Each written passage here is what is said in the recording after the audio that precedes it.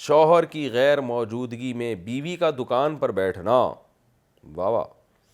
میرے ایک دوست ہے, اس کی کریانہ کی دکان ہے, وہ اپنی بیوی کے ساتھ مل کر چلاتا ہے. یعنی کبھی وہ نماز یا سامان وغیرہ لینے کے لیے جاتا ہے تو اپنی بیوی کو دکان پر بٹھا دیتا ہے, جس کی عمر 35 سے 40 کے درمیان ہے.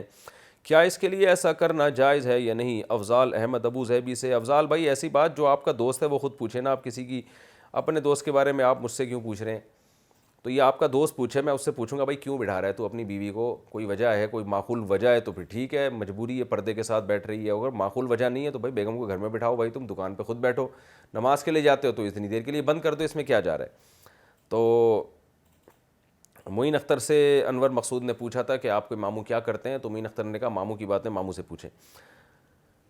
تو یہی بھی میں کہوں گا کہ آپ کے دوست مجھ سے رابطہ کریں, کوئی شرعی عذر ہے یا نہیں ہے وہ میں دیکھ لوں گا کیا ان کے ساتھ مسئلہ ہے.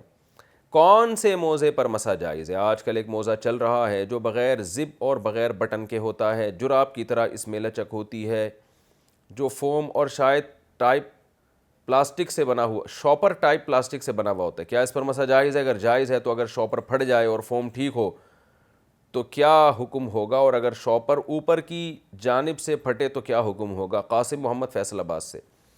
دیکھیں وہ موزے جن پر مسا جائز ہے ان میں چند شرطیں ہیں. اب وہ شرطیں آپ خود ہی دیکھ لیں اس میں پائی جاتی ہیں کہ نہیں پائی جاتی. نمبر 1, وہ اتنے موٹے ہوں کہ ان کو پہن کے بغیر جوتوں کے کئی میل چلا جا سکتا ہو. نمبر 2, یعنی لانگ واک آپ ان پہ کر سکتے ہو, اور وہ اپنے سہارے پہ کھڑے رہ سکتے ہو. اگرچہ اس میں لاسٹک ہے لیکن اگر لاسٹک نہ بھی ہوتی تو وہ اپنے سہارے پر قائم رہ سکتے. تیسری بات, اس میں سے پانی سرایت نہ کرتا ہو اندر, اور اتنے باریک نہ ہو کہ جل نظر آتی ہو. تو یہ شرطیں اگر پائی جاتی ہیں تو اس پہ مسا جائز ہے, ورنہ جائز نہیں ہے. بہتر یہ ہے کہ وہ موزے نا آپ کسی دارالافتاء, آپ اگر فیصل آباد میں ہیں نا تو امداد العلوم میں آپ دکھا دیں, جامعہ امدادیہ میں, وہاں آپ دکھا دیں جا کے, اور وہاں مفتیان اکرام سے پوچھ لیں تو وہ دیکھ کے زیادہ اچھا فیصلہ کر سکتے ہیں کہ ان موضوعوں پر مسا جائز ہے یا نہیں ہے.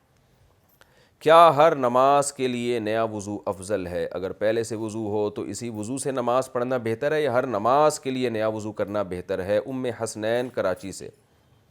ہر نماز کے لیے نیا وضو کرنا افضل ہے, اگرچہ پچھلے وضو سے بھی نماز جائز ہے, لیکن نبی صلی اللہ علیہ وسلم نے فرمایا لولا ان اشق علی امتی لامرتہم, ایک حدیث میں آتا ہے بالوضوء عند کل صلاۃ, اور ایک میں آتا ہے بالسواک او کما قال صلی اللہ علیہ وسلم, کہ اگر مجھے امت پر مشقت کا خوف نہ ہوتا تو میں ہر نماز کے لیے ان کو وضو کا حکم دیتا. تو افضل یہی ہے کہ ہر نماز کے لیے نیا وضو کیا کریں.